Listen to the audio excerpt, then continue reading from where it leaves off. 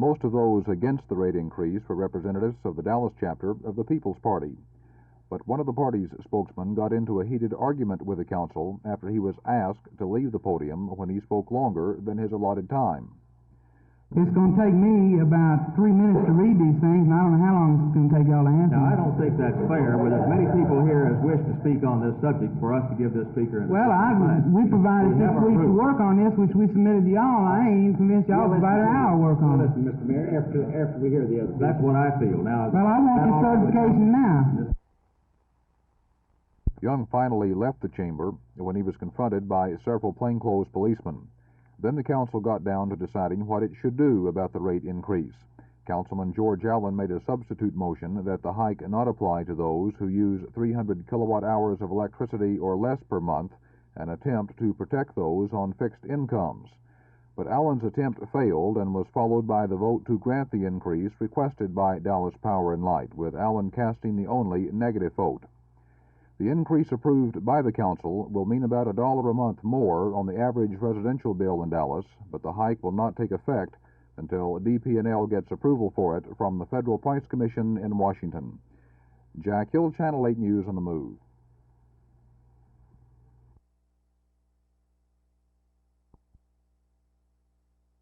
Well, there are 2 reasons. First are personal reasons, and these are important to me. But second, I've been a party official continuously for over 15 years, and I've come to the decision that I think the party can best be served by having new leadership in this position. Does that mean that you're perhaps getting a little tired of working in politics? Well, I think that I've done my share, and it's just time for a new person in this leadership position that I've held for this. What are your plans for the future then? Well, I have some personal plans, and as far as politics are concerned, which I take it to be your mark, I'm going to step back for a while and sort of take stock and observe things before I make a decision to commit my time to anything political.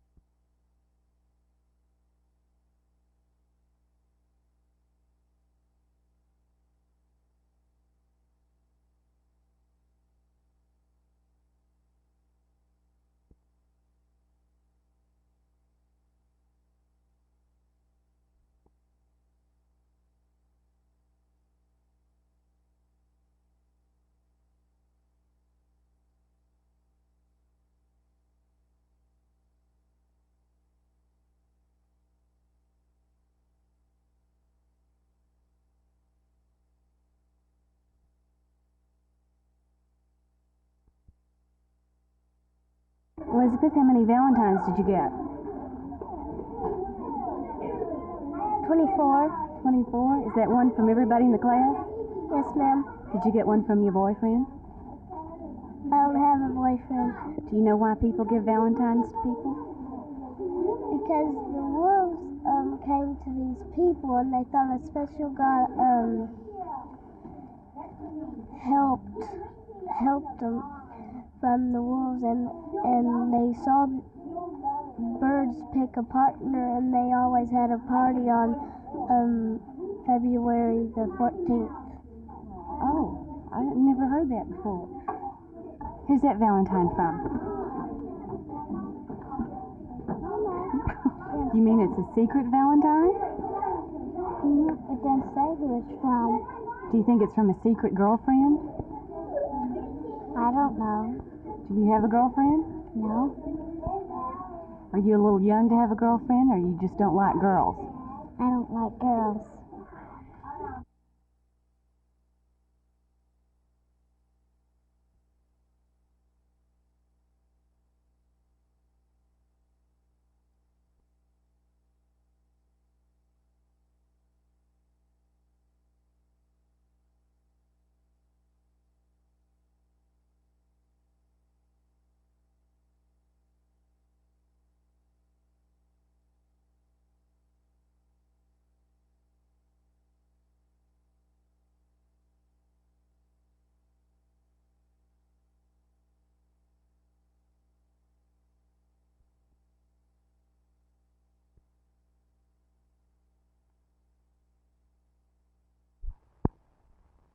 on the line.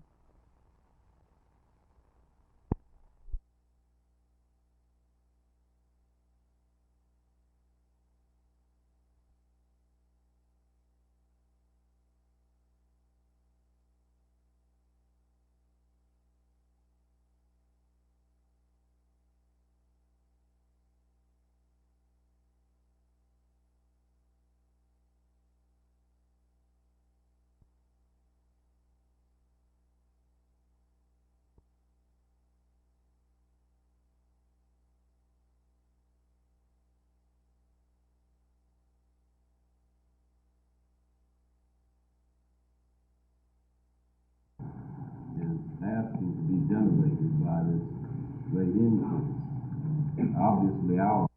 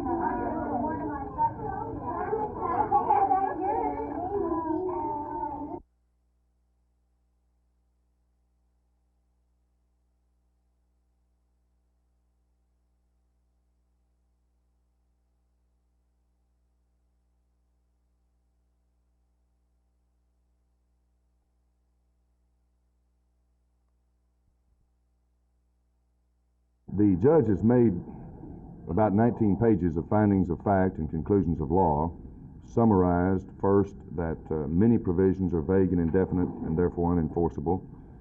Second, that the ordinance as a whole does discriminate against the smaller businesses. And third, that there are instances of taking a private property without just compensation by reason of the provisions of the ordinance. Well, according to the city attorney, who gave us a thumbnail rundown on what this meant today, we will simply revert back to the old ordinance. It now remains to be seen whether the interim committee, the sign committee, will come up with one still be satisfactory to the sign industry and to the environmentalist also. That would certainly be hoped for, and that's what we had hoped for previously. Of course, the sign people argued all along that if the previous sign ordinance had been enforced, that there would be no real complaint. I think the city will still go forward with an attempt to create enforcement of the old ordinance.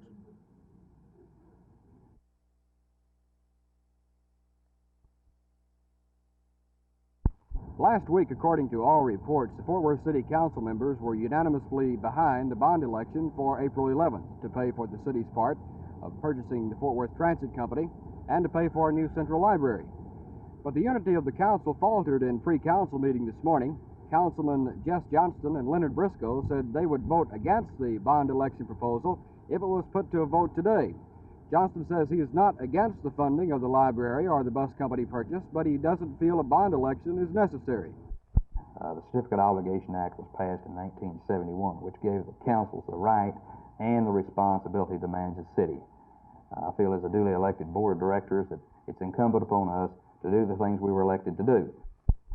I don't think they're necessary. I think at this point the calling of a bond election is an avoidance by the council of the responsibilities that they were sworn in to take care of. Johnston said the bond election would cost about $30,000. That's an expense he feels could be avoided if the council would pass certificates of obligation for the required $9 million. The council voted in other action for a proposed contract between Fort Worth and Dallas to furnish ground transportation for the new regional airport in 1973. Dallas Transit will be the single operator of the bus system, with limousine and taxicab service contracted out. The system will be known as the Dallas-Fort Worth Surtran system. Jim Green, Channel 8 News on the Move in Fort Worth.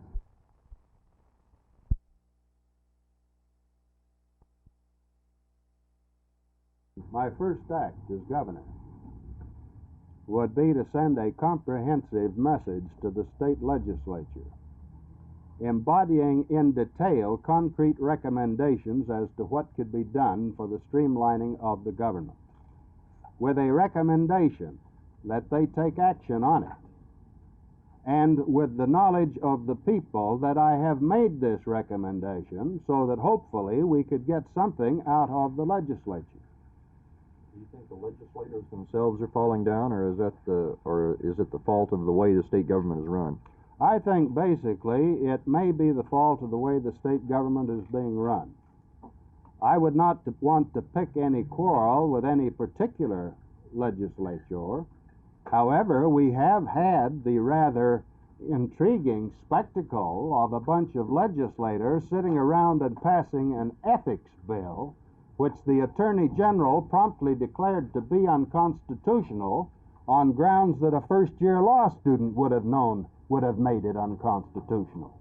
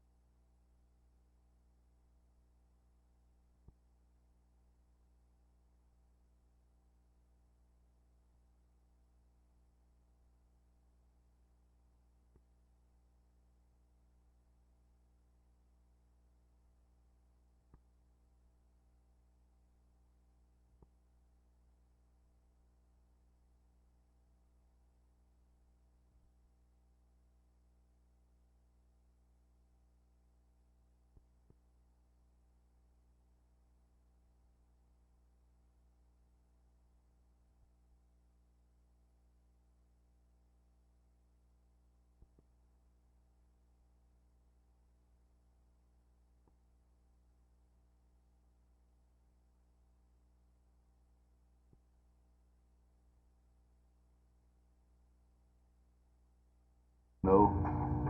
So ordered. Gee, in 1920,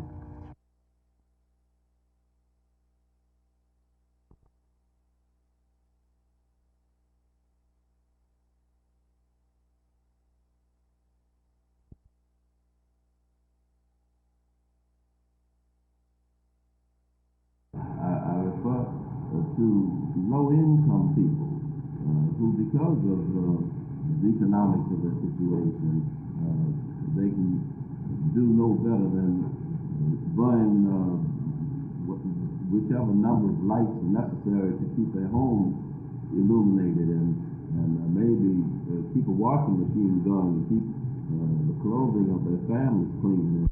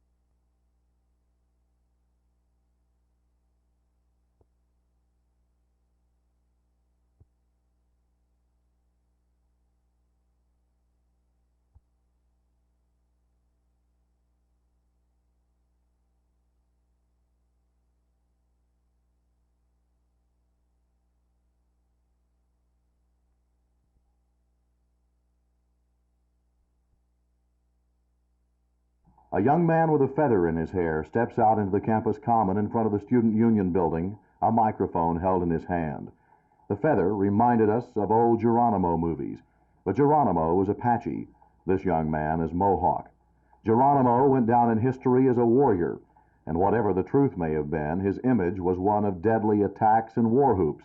This young man spoke softly, almost as if unsure of himself, as he brought a wampum bead, which he said carried a message of hope and trust from the Mohawk Nation to the world.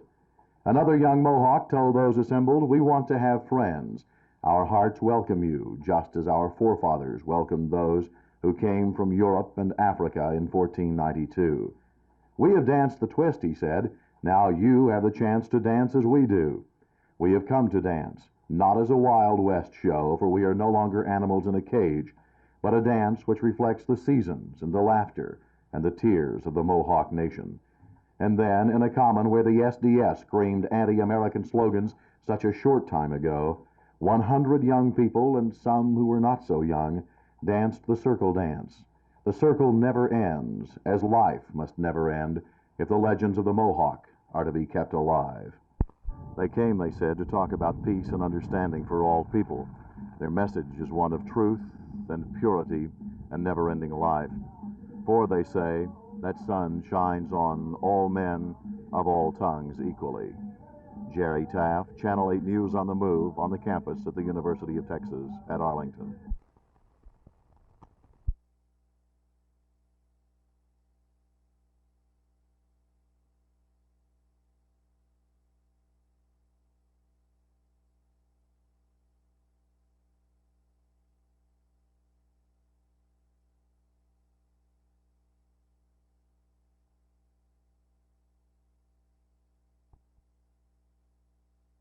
The new signs are like the international traffic signs which have been used in Europe for years and are now being adopted by some U.S. cities. The signs being made and installed by the city's sign department consist of 6 types. They are the yield sign, which is similar to the old yellow sign, but with a red border. The do not enter sign, which is a red circle with a bar across it and the words do not enter. A sign warning of a traffic light ahead, which consists of a yellow diamond with a traffic light on it, and 3 prohibited turn signs. The no left turn sign is typical of the type. It shows an arrow turning to the left with a prohibitive bar across the turn. Others include the no U-turn sign, which is of the same type, and the no right turn sign, similar to the left turn, except that, of course, the arrow goes to the right. City officials say the new signs are more easily readable than older signs, which consisted of word instructions. More signs are planned for the future, but the city will wait until motorists get used to the first before installing more. One small problem, apparently the new signs aren't quite legal yet. Before they can be enforced, the city must pass a new traffic ordinance making them official, and apparently nothing has yet been done about that. Phil Reynolds, Channel 8 News on the Move.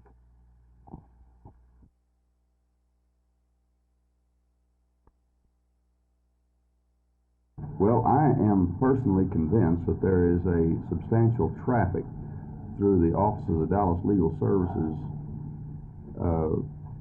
that shouldn't be there. I think there are people that go through there that could pay an attorney rather than rely on an attorney paid by your tax money and mine. And I think that this traffic needs to be stopped. I know of no way to stop it now that this opinion has been rendered.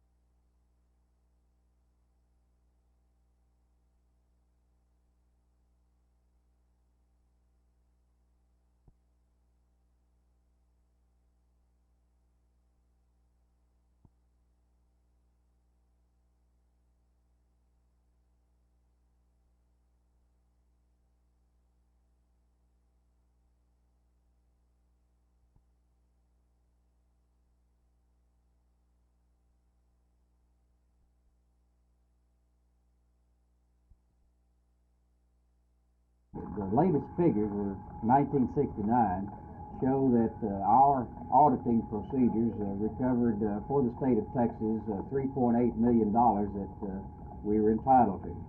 For the same period of time, the state of Illinois recovered $18 million and the state of California $30 million. So I think that there needs to be some major overhaul in the auditing procedures that are presently being used by the comptroller's office, in the collection procedures, and in the enforcement procedures. These are dollars that the people of Texas are paying. You can bet that the merchant always collects that sales tax. The problem is that for one reason or another, the dollar does not get to the state treasury where it belongs. And this puts the reputable, honest businessman at a 5% competitive disadvantage automatically. And I think until we're convinced that we're collecting all the taxes that the state's entitled to, that you're already paying, that we shouldn't be talking about new taxes.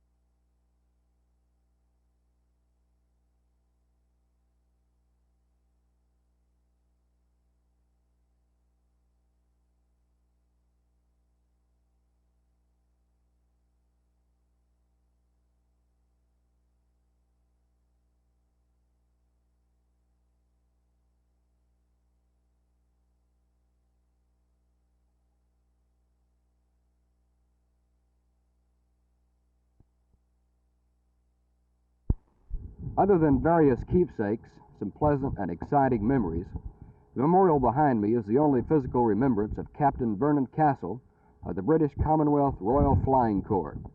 54 years ago today, Castle died in a plane crash near Fort Worth while training Americans to fly during World War I. It was about a quarter of a mile from here at Benbrook Air Base, a base lost to time and progress since then. Now houses sit where flying jennies once roared by, and those who knew how to fly had taught themselves. But during World War I, a U.S. and British combined effort created several training schools. 3 were near Fort Worth, and most of the instructors were British, such as Captain Castle. One man who served in the same aviation group with Castle still lives in Fort Worth. He is Richard Noon. Each year on February 15th, Noon organizes a party to pay tribute to Castle.